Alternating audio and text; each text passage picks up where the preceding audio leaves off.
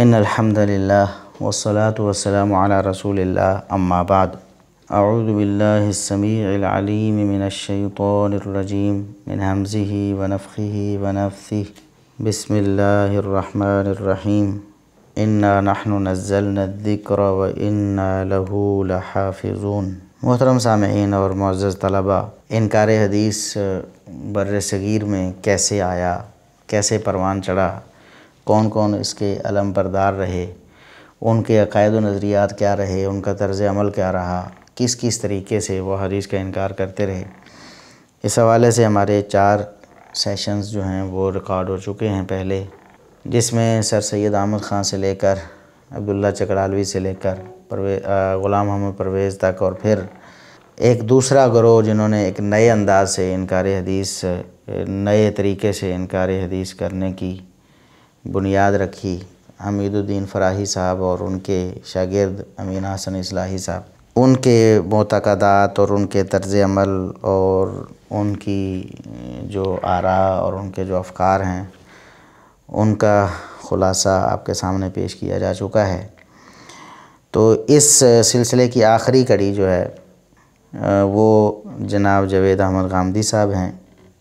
جاوید احمد غامدی صاحب 1951 میں پنجاب کے ایک ضلع ساہیوال میں پیدا ہوئے، اور پھر ابتدائی تعلیم حاصل کرنے کے بعد لاہور چلے گئے۔ وہاں سے انہوں نے انگریزی ادب میں BA آنرز کیا، شاید پہلا پارٹ ہی انہوں نے کلیئر کیا تھا، جیسا کہ ہمیں معلومات ملی ہیں کہ پارٹ 1 انہوں نے جو ہے وہ پاس کیا تھا۔ پھر دینی علوم کی طرف وہ راغب ہوئے، تو چلتے چلتے 1973 میں وہ امین حسن اصلاحی صاحب کی شاگردی میں آ گئے، اور یہی وہ ان کی زندگی کا ٹرننگ پوائنٹ تھا۔ یعنی دیگر بھی کئی ایک علماء سے انہوں نے پڑھا ہوگا یا شاید ان کی شاگردی کی ہوگی، لیکن امین حسن اصلاحی صاحب ایک ایسی شخصیت بن کے ان کے سامنے آئے جنہوں نے ان کی زندگی پر، ان کے افکار پر گہرا اثر ڈالا، اور ان سے انہوں نے کافی زیادہ اکتساب فیض کیا۔ اور امین حسن اصلاحی صاحب کے حوالے سے پہلے بات چونکہ گزر چکی ہے، دوبارہ سے ان باتوں کو دہرایا نہیں جائے گا کہ امین حسن اصلاحی صاحب خود دو ٹوک انداز میں صحیح حدیث کا انکار کرتے تھے، اور بڑے برے طریقے سے مذاق کے انداز میں حدیث کا انکار کرتے رہے۔ تو ان کا اثر ہوا تو ظاہر ہے غامدی صاحب بھی اسی لائن پہ آ گئے۔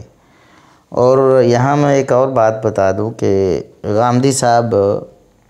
امین حسن اصلاحی صاحب سے اس قدر متاثر کہ اب بھی جب ذکر کرتے ہیں تو بڑی محبت کی سرشاری کے ساتھ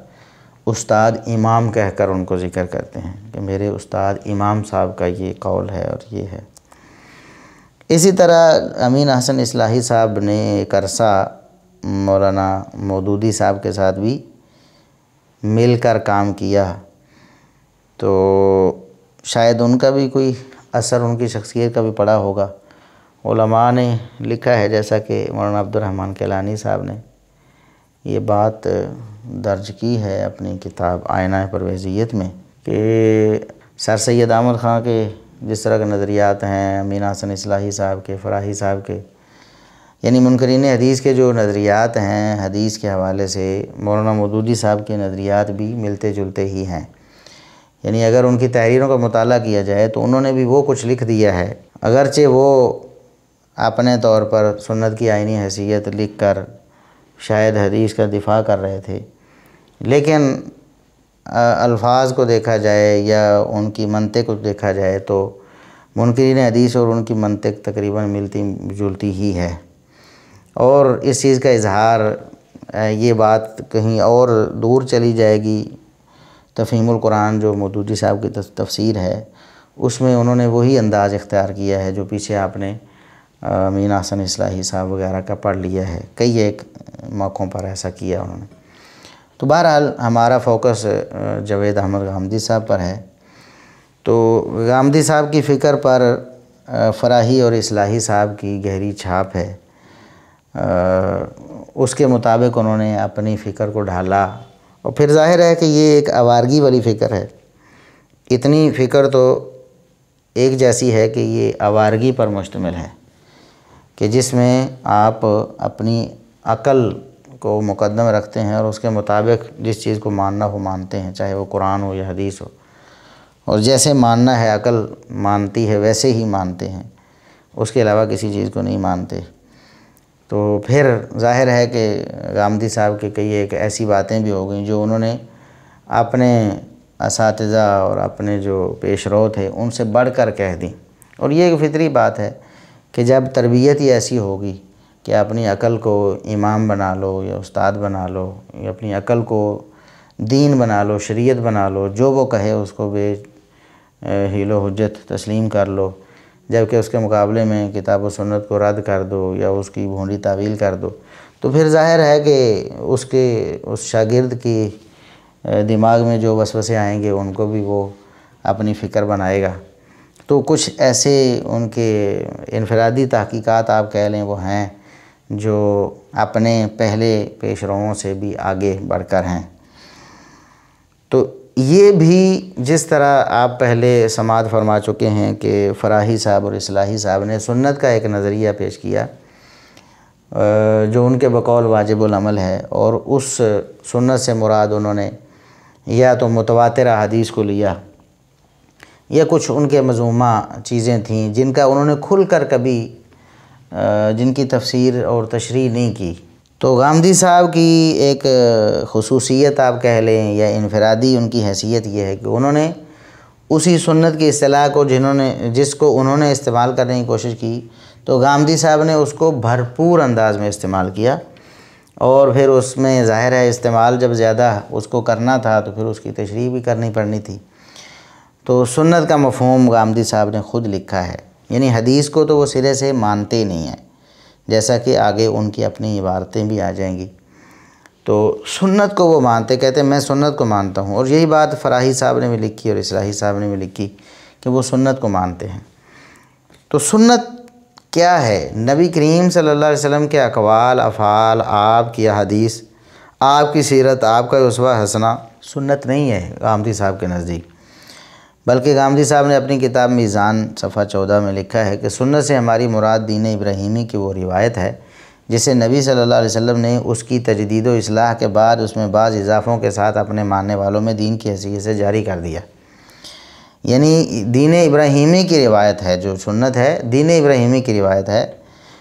نبی کریم صلی اللہ علیہ وسلم نے اس کی تجدید و اصلاح کر کے اس میں بعض اضافے کر کے مسلمانوں میں رائج کر دیا، صحابہ کرام میں رائج کر دیا دین کی حیثیت سے، تو اس کو سنت کہتے ہیں۔ اب سنت پھر ہے کون سی چیز، یعنی وہ کون سی چیزیں ہیں اور وہ کتنی ہیں جو نبی کریم صلی اللہ علیہ وسلم نے دین ابراہیمی کی روایات کو اپنی امت میں رائج کیا بعض اضافوں کے ساتھ یا تجدید و اصلاح کے ساتھ۔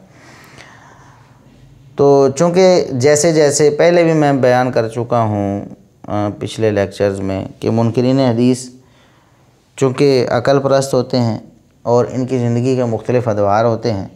تو جیسے جیسے ان کے اندر انکار حدیث کا فتنہ وہ پنپتا رہتا ہے ویسے ویسے یہ اور آگے بڑھتے رہتے ہیں، ان کے افکار میں بھی تغیر آتا رہتا ہے۔ تو غامدی صاحب جب سنتوں کی تعداد بتانے کے درپے ہوتے ہیں تو پہلے انہوں نے پورے دین کو 40 سنتوں میں سمیٹ دیا کہ یہ 40 سنتیں ہیں۔ پھر انہوں نے آہستہ آہستہ آہستہ آہستہ وقت بدلا، ایک عرصے بعد انہوں نے سنتوں کی تعداد اور کم کر کے صرف 26 سنتوں میں بند کر دیا اس کو، کہ دین 26 سنتوں پر قائم ہے بس۔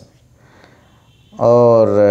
یہ میں آپ کو اگر بتاؤں تو مئی 1998 میں غامدی صاحب نے ماہنامہ اشراق میں، جو مئی 1998 میں شائع ہوا تھا، اس میں انہوں نے دین کے فہرست جاری کی، اور اس میں انہوں نے لکھا کہ 40 امور سنت ہیں، یعنی قرآن کے علاوہ 40 امور جو ہے سنت ہیں ان کو اپنانا واجب ہے، بس اس کے علاوہ کسی چیز کو دین نہیں قرار دیا جا سکتا۔ تو 40 چیزیں تھیں وہ جن کو غامدی صاحب سنت کہتے تھے 1998 میں۔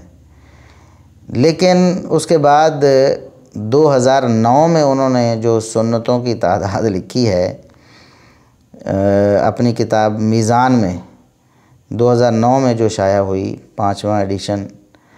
تو اس میں انہوں نے جو سنتیں ہیں ان کی تعداد 26 کر دی، اور اس میں انہوں نے کیا ذکر کیا؟ یہ عبادات جیسے نماز ہے، زکوٰۃ ہے، صدقہ فطر ہے، روزہ اعتکاف ہے، حج و عمرہ ہے، قربانی وغیرہ ہے، اور معاملات جو معاشرتی معاملات ہیں، نکاح و طلاق ہے، حیض نفاس وغیرہ ہے، کھانے پینے کے جو معاملات ہیں، جو حلت و حرمت جو قرآن میں ذکر ہوئی ہے، جیسا کہ خنزیر کا گوشت ہے، خون ہے، مردار ہے،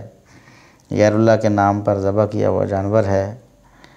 اور اس طرح چیزیں ہیں۔ پھر رسوم و آداب میں کچھ چیزیں جو ہیں، اللہ کا نام لے کر دائیں ہاتھ سے کھانا پینا، ملاقات کے موقع پر سلام کہنا، چھینک آنے پر الحمدللہ کہنا، مونچھیں چھوٹی رکھنا، زیر ناف بال کاٹنا، بغلوں کے بال صاف کرنا، بڑے ہوئے ناخن کاٹنا، ختنہ کرنا لڑکوں کا، منہ، ناک اور دانتوں کی صفائی، استنجا اور غسل، اور تجہیز و تدفین، اور عید الفطر، عید الاضحیٰ۔ تو یہ انہوں نے 26 میں سنتوں کو مقید کر دیا، اور لکھا کہ سنت یہی ہے۔ اس کے بارے میں بالکل قطعی ہے کہ ثبوت کے اعتبار سے اس میں اور قرآن مجید میں کوئی فرق نہیں۔ وہ جس طرح صحابہ کے اجماع اور کبھی تواتر سے ملا ہے، اسی طرح یہ بھی ان کے اجماع اور عملی تواتر سے ملی ہے، اور قرآن کی طرح ہر دور میں مسلمانوں کے اجماع سے ثابت قرار پائی ہے۔ لہذا اس کے بارے میں اب کسی بحث و نزاع کی کوئی گنجائش نہیں ہے۔ دین لا ریب انہی 2 صورتوں یعنی قرآن اور 26 سنتوں میں ہے، ان کے علاوہ کوئی چیز دین ہے نہ اسے دین قرار دیا جا سکتا ہے۔ رسول اللہ صلی اللہ علیہ وسلم کے قول و فعل اور تقریر و تصویب کے اخبار احاد جنہیں بالعموم حدیث کہا جاتا ہے،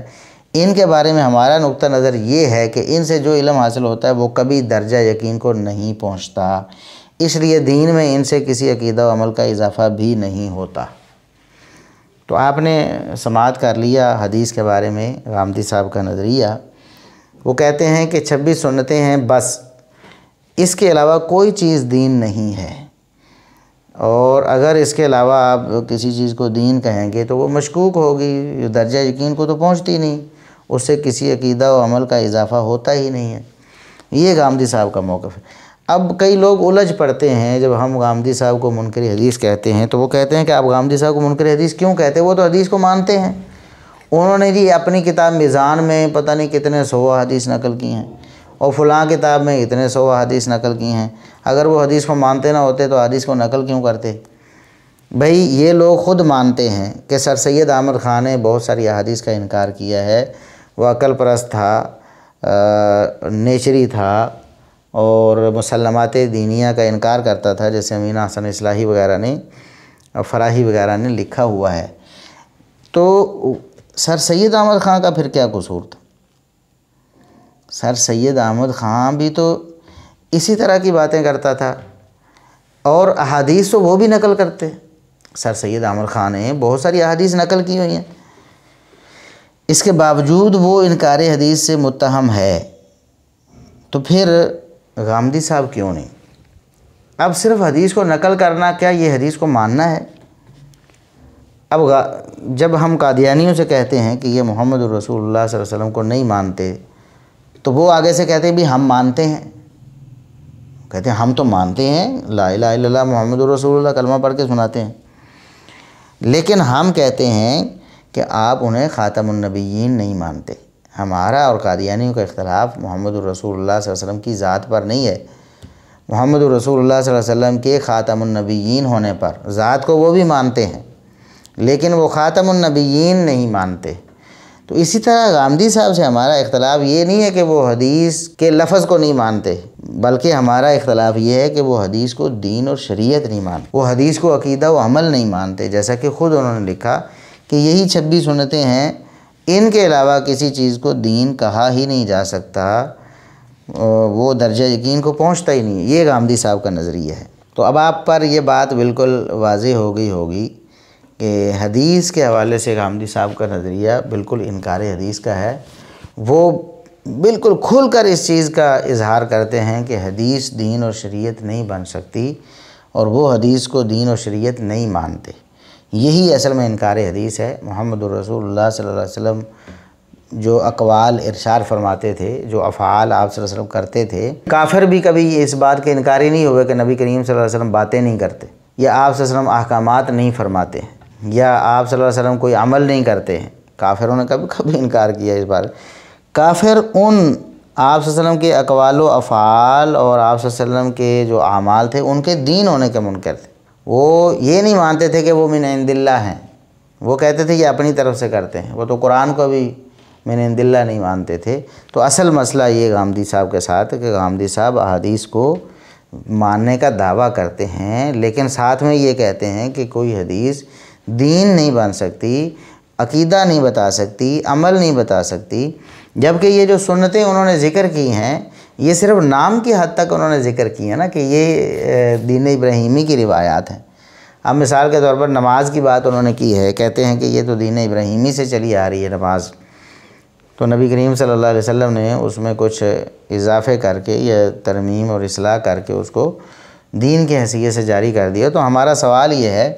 کہ نماز کی جو تفصیلات ہیں، نماز کے لیے اذان ہے، پھر نماز کے اوقات ہیں، نماز کی رکعات ہیں، نماز کے اندر اوراد و وظائف ہیں، تسبیحات ہیں، قراءت ہے، اور پھر ہیئت ہے نماز کی، پھر اس کے سارے ارکان ہیں نماز کے، یہ تفصیلات آپ کو کہاں سے ملیں گی؟ سنت کو آپ ادا کیسے کریں گے؟ اگر آپ اس کو سنت ابراہیمی، دین ابراہیمی کہتے ہیں تو پھر آپ نماز کو ادا کیسے کریں گے؟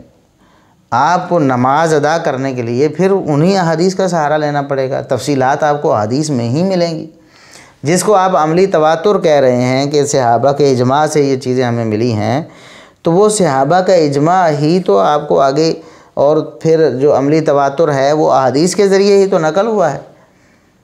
کہ صحابہ کرام ایسے کرتے تھے، ایسے کرتے تھے، ایسے کرتے تھے، نماز کی شکل یوں ہوتی تھی، یوں ہوتی تھی، رکوع ایسا ہوتا تھا، سجدہ ایسا ہوتا تھا، نبی کریم صلی اللہ علیہ وسلم کی تعلیمات رکوع سجدے کے بارے میں، تشہد کے بارے میں، قیام کے بارے میں یہ ہوتی تھیں۔ تو یہ ساری چیزیں ہمیں احادیث کے ذریعے ہی تو روایت ہوئی ہیں۔ تواتر عملی ہے نماز، لیکن اس کی تفصیلات ہمیں حدیث کے ذریعے ہی تو اس تواتر کی ملی ہیں کہ وہ تواتر حقیقت میں تھا کیا، اس کی شکل کیا تھی اور نماز کی۔ اسی طرح زکوٰۃ ہے اور اس طرح باقی معاملات ہیں۔ تو یہ چونکہ حدیث کا انکار یہ بہت سارے مفادات کے پیش نظر بھی ہوتا ہے، ایسا نہیں کہ ایک شخص صرف اور صرف اپنی ایک رائے کی وجہ سے حدیث کا انکار کرتا ہے، بہت سارے ایسے عوامل خارجی طور پر بھی ہوتے ہیں، مفادات کا حصول ہوتا ہے، اور مغرب کو خوش کرنا بہت سارے اسکالرز کا وہ مطمع نظر ہوتا ہے، تو اس کی بنا پر وہ اپنے احکامات کو بدلتے بھی رہتے ہیں۔ جو چیزیں وہ پہلے بیان کر چکے ہوتے ہیں ان کا انکار کرتے ہیں، جن چیزوں کو پہلے تسلیم کر چکے ہوتے ہیں ان کو رد کرتے ہیں،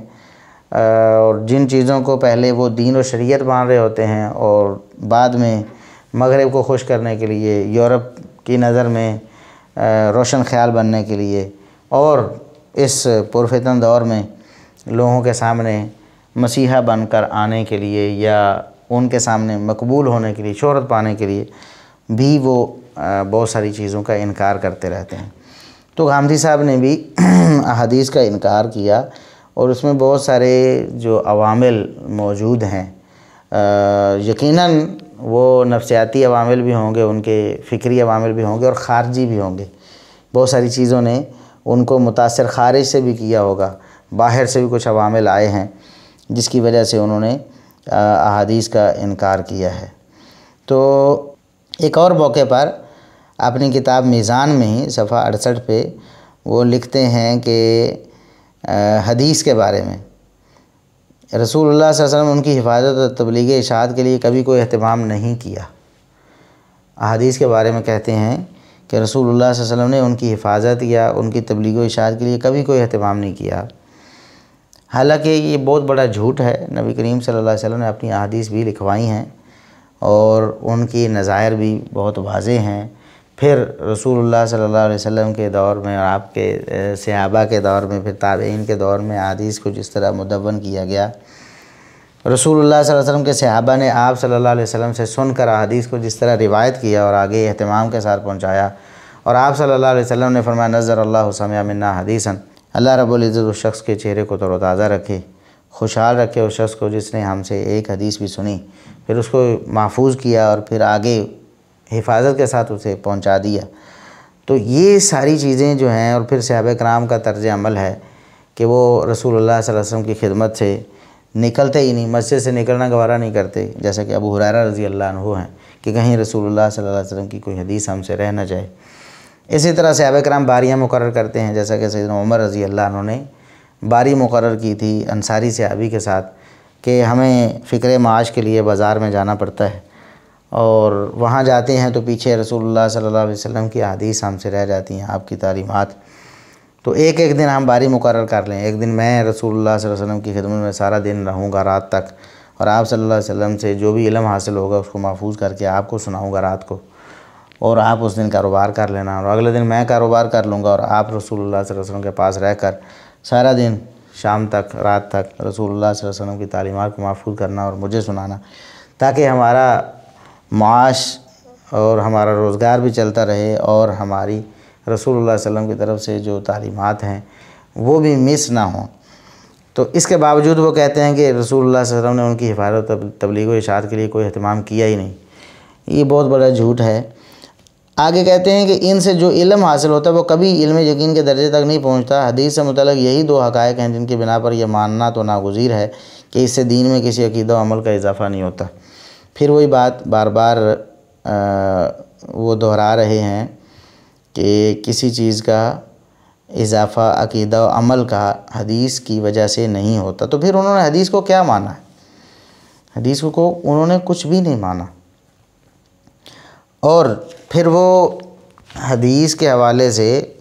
یہاں تک کہتے ہیں کہ قرآن کریم کا جو حکم ہے، قرآن کریم کے کسی حکم کی تحدید و تخصیص جو ہے وہ حدیث کے ذریعے نہیں ہو سکتی۔ ترمیم و تغییر تو دور کی بات ہے، یعنی اس کو بدلنا یا اس کو کسی اور پہلو میں لے جانا، یہ تو الگ بات ہے نا۔ اسی حکم کو باقی رکھتے ہوئے اس کی تحدید و تخصیص بھی نہیں ہو سکتی۔ یہ بات انہوں نے اپنی کتاب میں واضح طور پر لکھی ہے۔ لیکن جب معاملہ آتا ہے خود غامدی صاحب کا اپنا اور ان کی تفسیر کا یا ان کی جو فکر ہے اس کا، تو پھر وہ کیا کرتے ہیں اس کو ہم آگے بیان کرتے ہیں۔ پہلے غامدی صاحب کا یہ بیان آپ سن لیں۔ وہ لکھتے ہیں کہ قرآن سے باہر کوئی وحی خفی یا جلی، یہاں تک کہ اللہ کا وہ پیغمبر بھی جس پر یہ نازل ہوا ہے، اس کے کسی حکم کی تحدید و تخصیص یا اس میں کوئی ترمیم و تغیر نہیں کر سکتا۔ دین میں ہر چیز کے رد و قبول کا فیصلہ اس کی آیات بینات ہی کی روشنی میں ہوگا۔ یہ میزان صفحہ 25 پہ انہوں نے یہ بات لکھی ہے کہ قرآن کریم کے علاوہ جو وحی خفی ہو یا جلی، یعنی وحی بھی مان رہے ہیں، اسی کو تسلیم کر رہے ہیں کہ قرآن کریم کے باہر کوئی وحی ہو سکتی ہے، وہ خفی یا جلی ہو سکتی ہے، اور اسی طرح نبی کریم صلی اللہ علیہ وسلم یا وہ پیغمبر جس پر وہ وحی نازل ہوئی ہو، وہ اس وحی میں کوئی حکم تحدید و تخصیص بھی نہیں کر سکتے، ترمیم و تغییر بھی نہیں کر سکتے۔ یہ بات انہوں نے لکھی ہے۔ اور اسی طرح انہوں نے لکھا کہ حدیث سے قرآن کے نسخ اور اس کی تحدید و تخصیص کا مسئلہ محض سوء فہم اور قلت تدبر کا نتیجہ ہے۔ اس طرح کا کوئی نسخ یا تحدید و تخصیص سرے سے واقع ہی نہیں ہوئی کہ اس سے قرآن کی یہ حیثیت کہ وہ میزان اور فرقان ہے کسی لحاظ سے مشتبہ قرار پائے۔ وہ کہتے ہیں کہ اگر قرآن کریم میں نسخ حدیث کی وجہ سے ہو جائے یا تحدید و تخصیص حدیث کی وجہ سے ہو جائے تو یہ قرآن کریم کی حیثیت ختم کر دے گا، قرآن کریم میزان اور فرقان نہیں رہے گا، کیونکہ حدیث نے اس کی تخصیص کر دی ہے یا اس کی تحدید کر دی ہے۔ جبکہ خود غامدی صاحب جو ہے صرف تحدید و تخصیص ہی نہیں بلکہ ترمیم و تغییر کا اختیار بھی اپنے ہاتھ میں لے لیتے ہیں۔ اب زکوٰۃ کے بارے میں یہ کہتے ہیں کہ اب اللہ رب العزت نے اس کو مقرر کیا اور اس کو سنت کہہ چکے ہیں، وہ زکوٰۃ کو سنت کہہ چکے ہیں، اور سنت کو وہ غیر متبدل مانتے ہیں جس میں کوئی تبدیلی نہیں ہو سکتی، اور تا قیامت اس نے ویسے ہی رہنا ہے، اور وہ ابدی حکم ہے اور واجب الاتباع ہے۔ لیکن زکوٰۃ کے بارے میں خود لکھتے ہیں کہ اسلامی حکومت ریاست اگر چاہے تو حالات کی رعایت سے کسی چیز کو زکوٰۃ سے مستثنیٰ قرار دے سکتی ہے، اور جن چیزوں سے زکوٰۃ وصول کرے ان کے لیے نصاب بھی مقرر کر سکتی ہے۔ ٹھیک ہے، وہ کہتے ہیں کہ اپنی طرف سے نصاب بھی بنا سکتی ہے ریاست اور حکومت، اور کسی چیز کو زکوٰۃ سے مستثنا بھی قرار دے سکتی ہے۔ حالانکہ پیچھے کہے آئے ہیں کہ قرآن کو کوئی چیز بدل نہیں سکتی، وہ یعنی اس کی تخصیص بھی نہیں کر سکتی۔ خود اللہ کی وحی جس کو وہ وحی مان رہے ہیں، کہتے ہیں وہ وحی بھی خفی ہو یا جلی ہو، اللہ کا پیغمبر بھی یہ نہیں بتا سکتا کہ اس آیت میں یہ تخصیص ہے یا اس میں یہ تحدید ہے، لیکن خود ترمیم بھی کر رہے ہیں، تغییر بھی کر رہے ہیں، حکم کو بدلے جا رہے ہیں اور اپنے ہاتھ میں لیا ہوا ہے، یعنی خود وہ شریعت ساز بنے ہوئے ہیں۔ اور نبی کریم صلی اللہ علیہ وسلم کا جو منصب ہے کہ آپ شریعت، اللہ رب العزت کی شریعت بتاتے ہیں قرآن کے ذریعے بھی اور اپنے فرامین کے ذریعے بھی، اس کا وہ انکار کرتے ہیں۔ اب اگر ان کی یہ بات مانی جائے کہ حدیث قرآن کریم کی تحدید و تخصیص نہیں کر سکتی، حالانکہ وہ اللہ کا ہی حکم ہے، اللہ کا امر ہے جو حدیث کی صورت میں نازل ہوا ہے، تو ہم ان سے پوچھتے ہیں پھر کہ یہ جو اللہ رب العزت کا حکم ہے قرآن کریم میں عورتوں کے بارے میں کہ اگر وہ کوئی ایسا کام کریں تو پہلے ان سے پہلو تہی برتو، اعراض کرو، ان سے ناراضگی کرو، اور اگر پھر بھی وہ باز نہیں آتی تو وَاضْرِبُوهُنَّ، یہ الفاظ قرآن کریم میں ہیں۔ اب ان کو مار لو۔ اب مارنا کیسے ہے، کتنا مارنا ہے؟ کیا جتنا مرضی زخمی کر دو، ہڈیاں توڑ دو، لہو لہان کر دو کہ یہ مراد ہے؟ تو وَاضْرِبُوهُنَّ یہ ایک مطلق حکم ہے کہ عورتوں کو تم مارو، لیکن وہ مارنا کیسا ہے، کتنا ہے، اس کی تحدید و تخصیص تو ہونی ہے، اور وہ اگر حدیث کے ذریعے ہو تو غامدی صاحب کو ویسے تو ان کے اصول کے مطابق تو قبول نہیں ہونی چاہیے،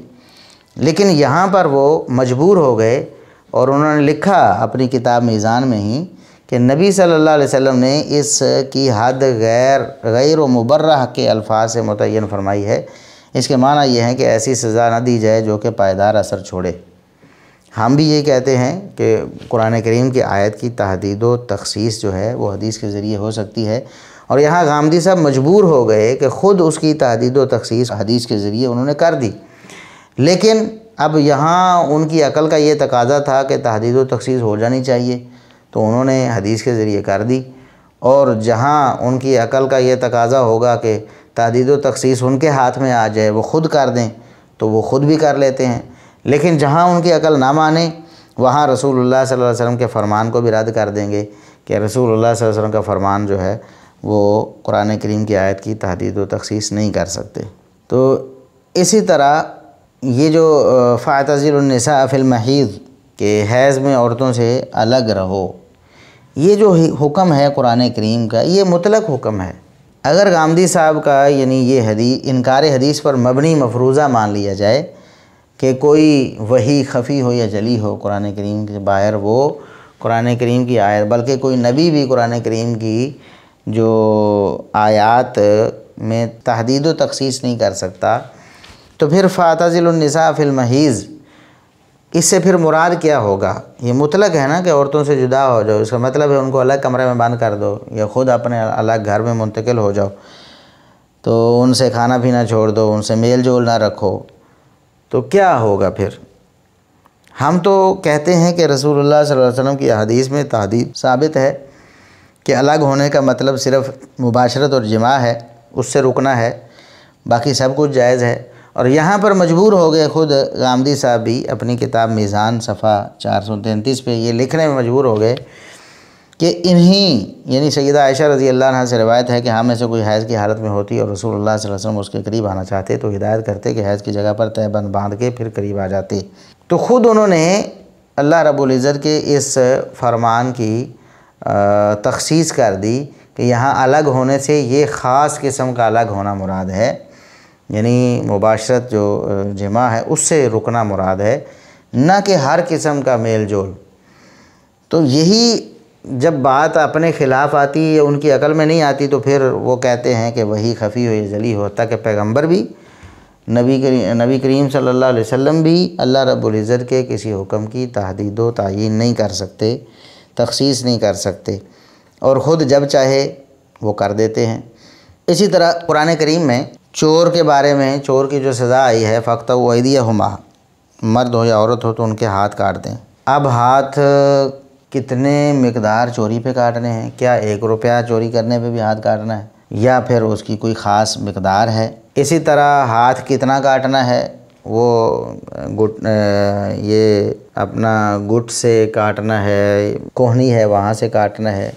کیونکہ ید کا جو اطلاق ہے وہ تو پورے بازو پر ہوتا ہے عربی لغت کے اعتبار سے بعض دفعہ، تو اس کی تحدید و تعیین و تخصیص جو ہے وہ پھر کیسے ہوگی؟ غامدی صاحب کیسے کریں گے؟ کیا یہ کہہ دیں گے کہ ایک آنے کی بھی چوری کرے، ایک پیسے کی بھی چوری کرے تو اس کا ہاتھ کاٹ دیا جائے؟ اور کیا یہ کہہ دیں گے کہ جتنا مرضی ہاتھ کاٹ دو، چاہے یہاں وہ کوہنی تک یا کوہنی سے بھی اوپر کاٹ دو؟ کیا کریں گے غامدی صاحب؟ اس کی تعیین و تحدید جو ہے، تخصیص ہے، وہ اگر حدیث سے نہیں کریں گے تو پھر اپنے فہم سے کریں گے تو خود ان کو یہ اتھارٹی حاصل ہو جائے گی، یا پھر ان کو اگر قبول ہو تو وہ حدیث بھی نقل کر دیں گے، لیکن ان کو قبول نہ ہو تو وہ ایک قاعدہ بنا دیتے ہیں کہ قرآن کریم کی جو تحدید ہے اور تخصیص ہے وہ پیغمبر بھی نہیں کر سکتا، وہ کوئی وحی خفی ہو یا جلی ہو وہ بھی نہیں کر سکتی۔ تو یہ غامدی صاحب کے تضادات بھی ہیں اور ان کا مبلغ علمی بھی ہے کہ کس قدر ان کا علم ہے اور یہ کس قدر نظر ہے ان کی نفس مسئلہ پر، کہ ایک مسئلہ ہے اس کے بہت سارے پہلو ہیں، بہت سارے پہلو انہوں نے اوجھل کر دیے اپنی نظروں سے، اور ایک جو بات کر دی اور پتہ نہیں کہ اس کا نتیجہ جو ہے، منطقی نتیجہ کہاں کہاں جا کے نکلنا ہے اور کہاں کہاں وہ خود جھوٹے قرار پائیں گے خود اپنے بقول۔ تو یہ جو ان کے نظریات ہیں کہ قرآن کریم کے علاوہ کسی چیز کو ماننے سے انکار کر دینا اور اپنے آپ کو بچانے کے لیے سنت کی ایک اصطلاح بنانا اور اس کی یہ تعریف کرنا کہ وہ دین ابراہیمی کی روایت ہے جو مسلمانوں میں رائج کی گئی ہے، اور اس کے علاوہ جتنی بھی رسول اللہ صلی اللہ علیہ وسلم کے اقوال و افعال ہیں اور آپ صلی اللہ علیہ وسلم کی تقاریر و تصاویب ہیں، ان کو یہ کہہ کر رد کرنا کہ وہ ظن ہیں، وہ یقین نہیں ہیں، وہ ایک تاریخی ذخیرہ ہیں، ان سے نہ کسی عقیدے کا اضافہ ہوتا ہے نہ کسی عمل کا اضافہ ہوتا ہے۔ تو اس طرح کی باتیں کر کے انہوں نے حدیث کا انکار کیا ہے، اور حدیث کے انکار کے نتیجے میں جو پھر ان کے موقف سامنے آئے ہیں، حدیث کے انکار کے منطقی نتیجے جو سامنے آئے ہیں کہ انہوں نے بہت سارے مسلمات دینیہ کا انکار کر دیا ہے۔ داڑھی کے بارے میں انہوں نے کہا کہ داڑھی نہ سنت ہے اور نہ دین کا حصہ ہے، یہ غامدی صاحب کا نیا بیان ہے، جبکہ غالباً 1985 میں ماہنامہ اشراق میں وہ خود بڑی تفصیل کے ساتھ 2 ٹوک الفاظ میں صراحتاً لکھ چکے ہیں کہ داڑھی جو ہے وہ شاعر اسلام میں داخل ہے، اور داڑھی کے بغیر اسلام کا کیا تصور ہو سکتا ہے؟ کسی مسلمان کو کیسے یہ تصور ہو سکتا ہے کہ داڑھی کے بغیر وہ مسلمان ہو؟ اس طرح کے الفاظ لکھنے کے بعد وہ چونکہ پرانے ہیں، 1985 کے لگ بھگ کی یہ تحریریں موجود ہیں اور ان کے یہ موقف ہیں، لیکن جیسے جیسے وہ مغرب کے دلداتا ہوتے چلے گئے، انکار حدیث میں پھنستے چلے گئے، تو پھر انہوں نے داڑھی کا سرے سے انکار کر دیا، نہ تو وہ سنت ہے نہ وہ دین کا حصہ ہے، یہ انہوں نے لکھا ہے۔ اب ظاہر ہے کہ پہلے ہو سکتا ہے ان کے نزدیک سنتوں میں شمار ہوتی ہے، بلکہ انہوں نے لکھا بھی کہ یہ تو فطرت اسلام میں داخل ہے، تو یقیناً وہ سنت تھی ان کے نزدیک، لیکن آہستہ آہستہ سنتیں کم ہوتی چلی گئیں اور اب 26 تک آ گئی ہیں، پہلے 40 تھیں پھر کم ہوتے ہوئے 26 تک آ گئی ہیں، اور داڑھی بھی سنت سے نکل گئی اور دین سے بھی نکل گئی۔ عیسیٰ علیہ السلام کے بارے میں وفات پا چکے ہیں، اس پر بات ہو چکی ہے کہ وہی قادیانیوں کی جو تراشی گئی دلیلیں ہیں، جو انہوں نے دلیل بنا کر جن چیزوں کو پیش کیا ہے، یہ فراہی مکتب فکر اور غامدی مکتب فکر، ان کی بھی ساری وہی دلیلیں ہیں، وہی ہتھ کنڈے ہیں عیسیٰ علیہ السلام کے حیات کے بارے میں، ان کے رفع اور نزول کے بارے میں۔ تو اسی طرح غامدی صاحب اس بات کے قائل ہیں، انہوں نے لکھا ہے اپنی کتاب میزان میں کہ قیامت کے قریب کوئی مہدی نہیں آئے گا، حالانکہ متواتر احادیث ہیں عیسیٰ علیہ السلام کے رفع و نزول کے حوالے سے، مہدی کے حوالے سے بھی، لیکن یہ منکر ہیں ان کے۔ اسی طرح جب انسان بے لگام ہو جاتا ہے، حدیث کا منکر ہو جاتا ہے اور امت کا جو ایک مرکزی دھارا ہے اس سے نکل جاتا ہے، اہل السنہ سے خارج ہو جاتا ہے، تو پھر اس طرح کی باتیں کیا اس سے بڑی بڑی باتیں وہ کر جاتا ہے اب جیسے کہ انہوں نے کہا کہ نبی کریم صلی اللہ علیہ وسلم کے دنیا سے چلے جانے کے بعد کسی کو ہم کافر نہیں کہہ سکتے، بس اسلام کا دعویٰ کرے گا تو مسلمان ہی رہے گا، کوئی بھی کسی کے پاس کوئی اتھارٹی نہیں ہے کہ وہ اس کو کافر ڈکلیئر کرے۔ غلام احمد قادیانی، غلام احمد پرویز اور اس طرح کے لوگوں کے بارے میں انہوں نے لکھا کہ یہ کوئی بھی کافر نہیں، ان میں سے کسی بھی امتی کو کسی کی تکفیر کا حق نہیں ہے۔ یہ ماہنامہ اشراق 2008 اکتوبر کے مہینے کا جو شمارہ ہے اس میں انہوں نے لکھا ہے۔ تو حالانکہ نبی کریم صلی اللہ علیہ وسلم کے بعد جو مرتدین اسی طرح منکرین زکوٰۃ جو تھے ان پر کفر کا حکم لگا اور ان کی تکفیر ہوئی اور ان کے خلاف جہاد ہوا۔ تو صحابہ کرام کا اجماع بھی اس بات پر ہے کہ نبی کریم صلی اللہ علیہ وسلم کے دنیا سے چلے جانے کے بعد بھی جب مسلمات دینیہ کا انکار کوئی کر دے اور اس پر اتمام حجت ہو جائے تو اس پر کفر کا فتویٰ لگ سکتا ہے، جیسا کہ آج بھی اس دور میں بھی امت نے متفق ہو کر غلام احمد قادیانی پر فتویٰ لگایا، اور اس سے پہلے غلام احمد پرویز پر بھی فتویٰ لگا تھا علماء کی طرف سے۔ تو یہ بالکل برحق ہے۔ اب اسلام کا حلیہ بگاڑنے کی تو کسی کو اجازت نہیں دی جا سکتی نا، کہ وہ جیسے مرضی اسلام کا حلیہ بگاڑ دے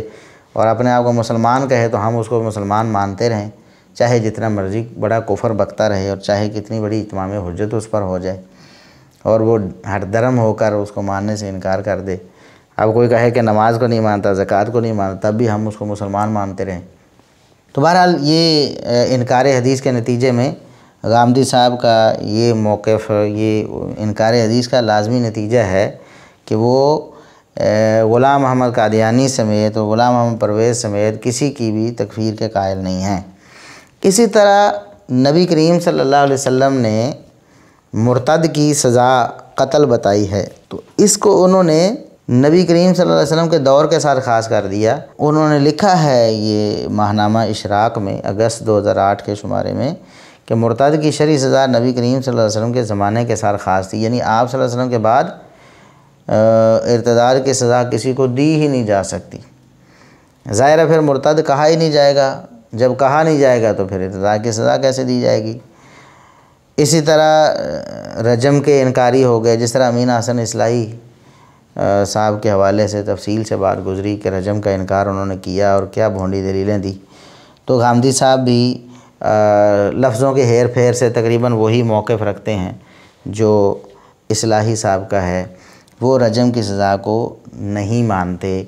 شادی شدہ زانی کے لیے اور کنوارے زانی کے لیے کہتے ہیں کہ ایک ہی حد ہے، وہ ہے 100 کوڑے، اور بس دلیل وہی ہے جو عمر رضی اللہ عنہ نے بتائی تھی نا کہ بدبخت آنے والے زمانے میں کہیں گے کہ چونکہ قرآن میں یہ آیت نہیں ہے، اب اس کی تلاوت نہیں ہوتی رجم اور آیت کی، لہٰذا ہم نہیں مانتے۔ تو غامدی صاحب بالکل یہی کہتے ہیں کہ قرآن میں اس کا ذکر نہیں، اس لیے ہم نہیں مانتے۔ اور غامدی صاحب نے یہاں لکھا ہے کہ اسلام میں فساد فی الارض اور قتل نفس کے علاوہ کسی بھی جرم کی سزا قتل نہیں ہو سکتی۔ یہ اپنی کتاب برہان میں انہوں نے لکھا ہے صفحہ 146 پہ کہ فساد فی الارض اور قتل نفس کے علاوہ، یعنی 2 اسباب ہیں جن کی 2 جرم ہیں جن کی سزا قتل ہے۔ ایک فساد فی الارض ہے، محاربہ جسے کہتے ہیں، اور دوسرا کسی کو قتل کر دے تو بدلے میں قتل ہو۔ اس کے علاوہ کسی بھی جرم کی سزا قتل نہیں ہو سکتی، یعنی کہ ارتداد کی سزا قتل نہیں ہو سکتی۔ اس چیز کا انہوں نے اظہار اس جملے میں کیا ہے۔ قرآن کریم کی قرأت کے وہ منکر ہیں، کہتے ہیں کہ ایک ہی قرأت ہے قرآن کریم کی، باقی قرأتیں عجم کا فتنہ ہیں۔ یہ انہوں نے اپنی کتاب میزان صفحہ 32 پہ لکھا ہوا ہے۔ حالانکہ قرآن کریم کی ویسے تو تواتر کی رٹ لگاتے ہیں، اپنی جو مزعومہ سنتیں جو انہوں نے سنتیں بنائی ہوئی ہیں ان کے اس بات کے لیے تواتر۔ جب بھی بات ہوتی ہے کہ آپ نماز اپنی ساتھ تو تواتر کو لے کے آتے ہیں، زکوٰۃ و تواتر، حج تو تواتر لے کے آتے ہیں، لیکن قرآن کریم کی جو قرأت متواتر ہیں اس کو ماننے کے لیے تیار نہیں۔ اور آج کے دور میں تو بالکل وہ ساری سندیں لوگوں نے جمع کر دی ہیں، کتابیں لکھ دی ہیں، دلائل کے ساتھ اس نظریے کو دفن کر دیا ہے کہ جو قراءات کو عجم کا فتنہ کہتے ہیں، لیکن اس کے باوجود غامدی صاحب قرآن کریم کی قراءات کے بھی منکر ہیں۔ یہ گویا کہ قرآن کریم کے ہی منکر ہوئے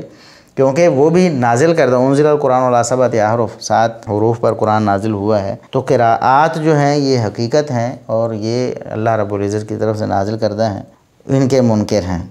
اور نبی کریم صلی اللہ علیہ وسلم اور صحابہ کرام کے بعد جہاد کو ہمیشہ کے لیے ختم کر دیا ہے غامدی صاحب نے۔ اب دیکھیں کہ جہاد کے حوالے سے وہی نظریہ جو غلام احمد قادیانی کا ہے وہی جناب جاوید احمد غامدی صاحب کا ہے۔ وہ بھی جہاد کو منسوخ سمجھتے ہیں اور غامدی صاحب بھی جہاد کو منسوخ سمجھتے ہیں۔ اب انہوں نے یہ یہاں شرط لگائی اقدامی جہاد ہمیشہ کے لیے ختم ہے۔ تو بھئی جہاد تو اقدامی ہو یا دفاعی ہو، جہاد ہی ہوتا ہے، اور جہاد قیامت تک جاری ہے۔ یہ کتاب و سنت میں بھی ثابت ہے، اور امت کا جو اجماعی عقیدہ ہے جو سلف صالحین نے اپنی کتابوں میں لکھا ہے اس میں بھی، کہ قیامت تک جہاد جاری رہے گا، جہاد کو کوئی چیز منسوخ نہیں کر سکتی۔ لیکن غامدی صاحب جہاد کی منسوخیت کے قائل ہیں کہ اقدامی جہاد ہمیشہ کے لیے ختم ہو چکا ہے، اب نہیں کیا جا سکتا۔ اسی طرح وہ کہتے ہیں کہ مسلم اور غیر مسلم اور مرد و عورت کی گواہی میں کوئی فرق نہیں۔ اب یہ بھی کتاب و سنت کے واضح دلائل کا انکار ہے کہ وہ کہتے ہیں مرد و عورت کی گواہی میں کوئی فرق نہیں ہے، اور مسلمان اور غیر مسلم کی گواہی میں بھی کوئی فرق نہیں ہے۔ اسی طرح وہ کہتے ہیں کہ نبوت محمدیہ پر ایمان لانا ضروری نہیں، اس کے بغیر بھی نجات ہو سکتی ہے۔ ایک شخص عیسائی، ایک شخص یہودی رہتے ہوئے بھی نیک عمل کرتا ہے تو وہ جنت میں چلا جائے گا۔ محمد الرسول اللہ صلی اللہ علیہ وسلم پر، آپ کی نبوت اور آپ کی ختم نبوت پر ایمان لانا لازمی نہیں۔ اس سے آپ کو بالکل یہ بات صاف ہو جائے گی کہ قادیانیوں کے وہ ایمان کو مانتے ہیں اور ان کے جنتی ہونے کے بھی وہ قائل ہیں۔ کیوں؟ جب محمد الرسول اللہ صلی اللہ علیہ وسلم کو سرے سے نہ ماننا، اس کے باوجود جنت میں جا سکتا ہے، تو ختم نبوت نہ ماننا تو اس کے ساتھ جنت میں کیوں نہیں جا سکتا؟ تو یہ انہوں نے ایک نظریہ اپنا قائم کیا ہے، یہ صرف حدیث کے انکار کی وجہ سے، ورنہ صحیح مسلم کی بالکل واضح حدیث ہے، اور بھی دیگر دلائل کتاب و سنت کے قرآن کریم کے دلائل بھی ہیں۔ تو حدیث بالکل واضح ہے صحیح مسلم کی کہ جو بھی یہودی عیسائی میرے بارے میں سن لے گا اور مجھ پر ایمان نہیں لائے گا، وہ جہنم میں داخل ہوگا، وہ جنت میں نہیں جا سکتا۔ محمد الرسول اللہ صلی اللہ علیہ وسلم کی رسالت جس کے پاس پہنچ گئی، اس پر ایمان لانا اس کے لیے لازم ہے۔ موسیقی کو جائز کہتے ہیں۔ اب ظاہر ہے کہ احادیث نے صراحتاً موسیقی کی حرمت کا اعلان کیا ہے، قرآن کریم کی آیات میں بھی موسیقی کی حرمت کا ذکر ہے، لیکن جو تفسیر میں احادیث ہیں جو ان آیات کو واضح کرتی ہیں، کھول کے بیان کرتی ہیں، ان احادیث کا ہی وہ انکار کر دیتے ہیں، تو اس لیے موسیقی کے بھی جائز ہو گئے۔ اور سود کی بہت ساری قسمیں انہوں نے جائز قرار دی۔ بینکوں کا سود ہے، اور اس کو وہ جائز کہتے ہیں کہ جو دونوں لینے دینے والے کی رضامندی سے جو طے پا جائے، تو وہ کہتے ہیں وہ استحصال نہیں ہے اور وہ سود حرام نہیں ہے، وہ جائز اس کو قرار دیتے ہیں۔ اسی طرح بہت ساری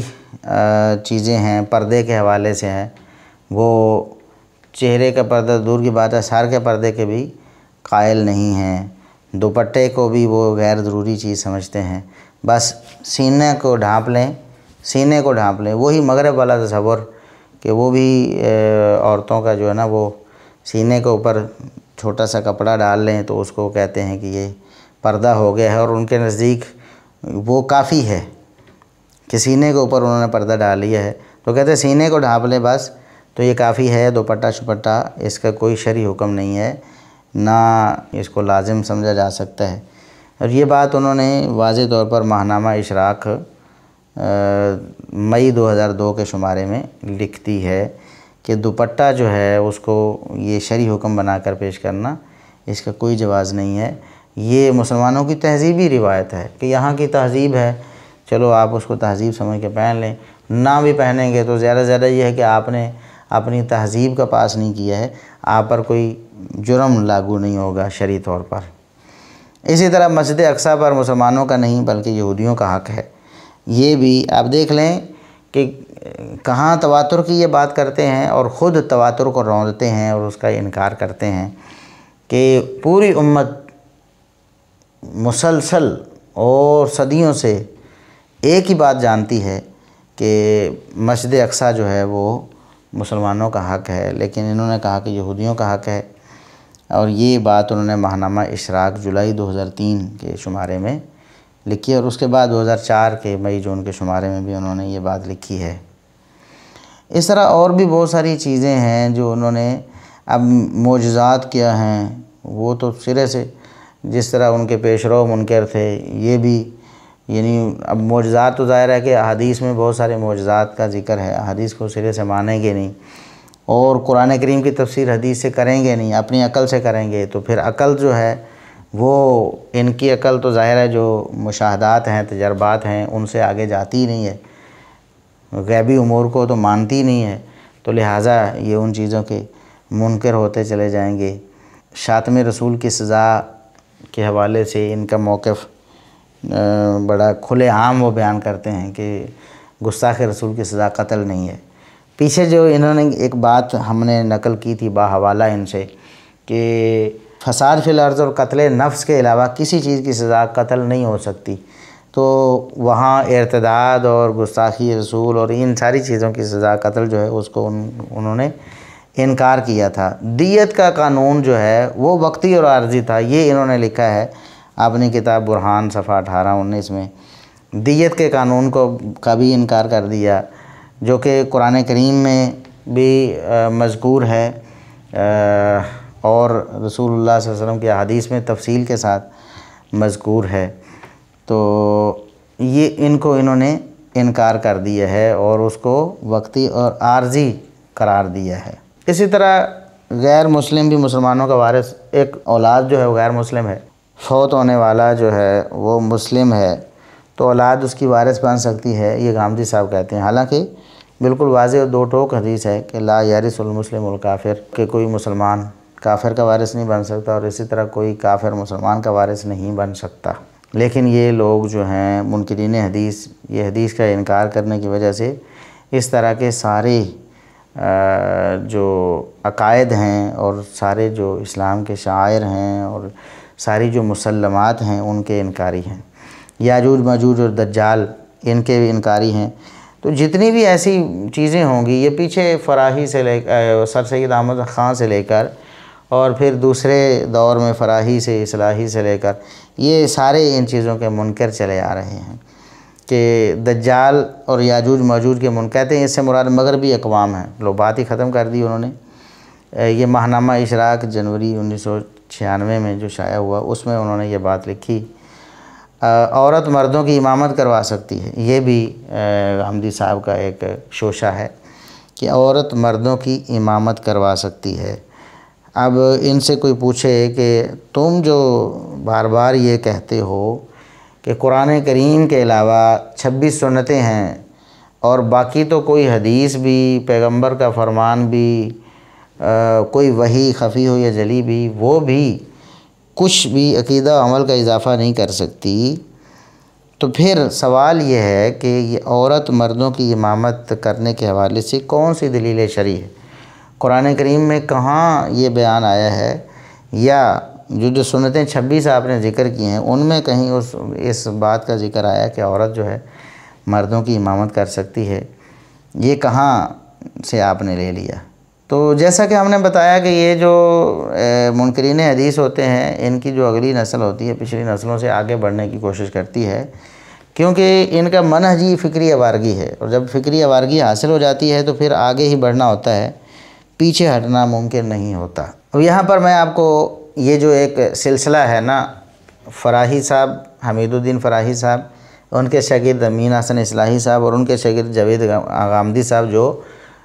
اصلاحی صاحب کو استاد امام کہتے ہیں، ان کے موقف میں فرق میں آپ کو بتاتا ہوں تھوڑا تھوڑا کیسے تدریجاً آتا ہے، اور اسی پر ہم اپنی بات کو ختم کریں گے کہ یہ جو انکار حدیث کا فتنہ ہے یہ عقل پرستی ہے،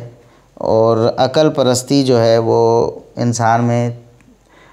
ثبات نہیں رہنے دیتی، وہ تغیر لاتی ہے، آج کچھ، صبح کچھ، شام کچھ، کل کچھ، پرسوں کچھ، جیسے جیسے کوئی نئی بات، کوئی شیطان کی طرف سے کوئی وسوسہ آئے گا، اپنا موقف وہ ایک نیا گھڑ لیں گے۔ تو یہ جو واقعہ میں آپ کو سنانے لگا ہوں یہ بہت ہی واضح ہے ہمارے اس موقف کے حوالے سے۔ چنانچہ امین حسن اصلاحی صاحب کہتے ہیں کہ میں نے ایک دن حمید الدین فراہی صاحب سے بات کی داڑھی کے حوالے سے۔ میں ان کے سامنے یہ بات پیش کرنے کی کوشش کر رہا تھا کہ دین میں داڑھی کی فی الواقع وہ اہمیت نہیں جو اس کو دی جا رہی ہے، اور یہ وہ کتاب ہے جو امین احسن اصلاحی صاحب نے اپنے استاد حمید الدین فراہی صاحب کی حالات زندگی پہ لکھی ہے۔ تو وہ کہتے ہیں کہ میں ان کو یہ بات کر رہا تھا کہ دین میں داڑھی کی وہ اہمیت نہیں جو لوگوں نے اس کو دے دی ہے۔ تو مولانا کچھ دیر تک تو مجھے ان احادیث کا مطلب سمجھاتے رہے جو اس بارے میں وارد ہیں، لیکن جب انہوں نے دیکھا کہ میں داڑھی کی اہمیت کا کسی طرح قائل نہیں ہو رہا ہوں، یعنی شاگرد امین احسن اصلاحی داڑھی کی اہمیت کا قائل نہیں ہو رہا، جبکہ حمید الدین فراہی صاحب جو ہیں وہ داڑھی کی اہمیت کے قائل ہیں، اگرچہ اس کو وہ اس طرح اہمیت نہیں دیتے جس طرح حدیث میں دی گئی ہے، لیکن بہرحال ان کے ذہن میں کوئی اہمیت تھی داڑھی کی۔ اصلاحی صاحب جو ہیں، جو شاگرد ہیں، وہ اس اہمیت کو ماننے سے انکاری تھے۔ تو وہ فرمانے لگے، اچھا فرض کیا کہ اس کی دین میں بہت زیادہ اہمیت نہیں ہے، لیکن کیا اس حقیقت سے انکار کیا جا سکتا ہے کہ یہ وہ چھوٹی سی چیز بہت بڑی بڑی چیزوں کا پتہ دیتی ہے؟ میں نے عرض کیا وہ کیسے؟ فرمایا جس طرح راہ کی ایک چٹکی اڑا کر ہم ہوا جیسی عظیم الشان چیز کا پتہ لگا لیتے ہیں کہ اس کا رخ کدھر کو ہے، اسی طرح ایک شخص کے چہرے پر داڑھی کے ہونے اور نہ ہونے سے ہم یہ اندازہ کر لیتے ہیں کہ اس کا میلان کس طرف ہے، اسلام کی طرف یا غیر اسلام کی طرف۔ تو مولانا کے اس جواب کے بعد میں خاموش ہو گیا، اور میں نے محسوس کیا کہ داڑھی چاہے دین میں بجائے خود بہت زیادہ اہمیت رکھنے والی چیز نہ ہو، لیکن جہاں تک ایک مسلمان کا تعلق ہے یہ اس کے دل کے رجحانات کے لیے ایک بیرو میٹر کا کام ضرور دیتی ہے، اور اگر یہ بات ہے تو اس میں کوئی شبہ نہیں کہ دین میں اس کی بڑی اہمیت ہے اور ہونی چاہیے۔ آپ نے یہ اقتباس سماعت فرمایا ہے، تو کتنی واضح انداز میں یہ بات معلوم ہوئی کہ داڑھی کی جو اہمیت دین میں واقعی ہے، یعنی حدیث میں جو اہمیت ہے، نہ تو فراہی صاحب نے وہ اہمیت دی، ورنہ وہ فوراً دو ٹوک الفاظ میں بتاتے کہ یہ تو نبی کریم صلی اللہ علیہ وسلم نے اس کو فطرت کہا ہے، یہ آپ صلی اللہ علیہ وسلم کا حکم ہے، اور حکم عدولی ہے داڑھی کو کٹانا یا منڈوانا جو ہے۔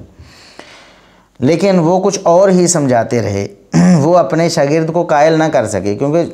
دلیل تو حدیث تھی۔ اگر وہ حدیث کو مانتے ہوتے خود فراہی صاحب تو اپنے شاگرد کو بھی منواتے، لیکن وہ مطلب سمجھاتے رہے، بہرحال وہ نہیں سمجھے۔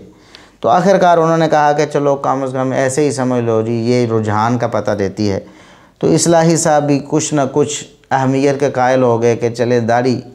کچھ نہ کچھ ہونی چاہیے، اس سے انسان کے رجحان کا پتہ چلتا ہے۔ تو استاد اور شاگرد میں کتنا فرق آیا؟ حمید الدین فراہی صاحب زیادہ اہمیت کو مانتے ہیں، تو اصلاحی صاحب نے کچھ نہ کچھ مانی، بڑے زور زبردستی بھی سمجھانے کے باوجود کچھ نہ کچھ مانی۔ لیکن جب غامدی صاحب آئے تو انہوں نے اپنے اس استاد امام امین احسن اصلاحی کو بھی پیچھے چھوڑ دیا اور کہا کہ داڑھی کا دین سے کوئی تعلق سرے سے ہے ہی نہیں، یعنی داڑھی کا دین سے کوئی تعلق نہیں ہے، جبکہ یہ اہمیت کے قائل رہے کہ دین میں اس کی بڑی اہمیت ہے اور ہونی چاہیے، اور ان کے استاد اور زیادہ اہمیت دیتے تھے۔ تو یہ ایک طریقہ ہے۔ اسی طرح فراہی صاحب جو ہیں وہ عورت کے پردے کے قائل تھے، اصلاحی صاحب کچھ نرمی کی طرف آئے، اور غامدی صاحب نے بالکل اسے سلسلے سے ختم کر دیا کہ یہ دوپٹہ وغیرہ کیا ہوتا ہے۔ تو یہ فکری آوارگی جب آتی ہے انسانوں میں تو پھر یہ آگے سے آگے لے جاتی، انسان کو ٹھہرنے نہیں دیتی، ایک قسم کی گمراہی پر انسان قائم نہیں رہتا، پھر گمراہیاں پے در پے چلی آتی ہیں انسان کی فکر میں۔ تو یہ جاوید احمد غامدی صاحب کے افکار کا کچھ خلاصہ ہے کہ انہوں نے بھی حدیث کا کھلے عام انکار کیا ہے، لیکن بس ذرا الفاظ ایسے استعمال کر لیے ہیں کہ لوگ سمجھتے ہیں کہ وہ حدیث کا انکار نہیں کرتے، وہ حدیثیں نقل بھی کر دیتے ہیں، ساتھ میں کہہ دیتے ہیں کہ اس سے کوئی عقیدہ عمل ثابت نہیں ہو سکتا۔ وہ سنت کہتے ہیں کہ سنت جو ہے واجب الاتباع ہے، اور اس کی تعداد کو معین کر دیتے ہیں کہ وہ 26 ہیں، اور وہ جو سنتیں 26 کہتے ہیں، نماز روزہ حج زکوٰۃ وغیرہ، ان کی تفصیلات بھی وہ نہیں بتاتے کہ میں نے کیسے لی ہیں۔ اگر حدیث سے لی ہیں تو پھر سنت تو پھر حدیث سے ہی ثابت ہوئی، اور سنت کی تفصیلات بھی حدیث سے ہی ثابت ہوئیں، لیکن اس کے باوجود وہ حدیث کو ماننے سے انکاری ہیں، اور اس بنا پر انہوں نے جو عقائد اور افکار و نظریات بنائے ہیں وہ آپ کے سامنے پیش کیے جا چکے ہیں کہ دین کے بڑے بڑے مسلمات کا انہوں نے سرے سے انکار کر دیا ہے، اور کتنی بڑی گمراہی میں جا پڑے ہیں۔ اللہ رب العزت انکار حدیث کے فتنے سے اس امت کو محفوظ فرمائے، اور جو بڑے بڑے منکرین حدیث ابھی بھی دنیا میں موجود ہیں، اللہ رب العزت یا انہیں ہدایت دے یا ان کے مشن کو نابود فرما دے، تاکہ مسلمانوں کی جو ینگ جنریشن ہے یا آنے والی نسلیں ہیں وہ اس فتنے سے محفوظ رہیں۔ اللہ رب العزت ہمیں حدیث کی حفاظت کے لیے اور حدیث کی خدمت کے لیے ہمیں منتخب کر لے۔ وآخر دعوانا ان الحمد للہ رب العالمین۔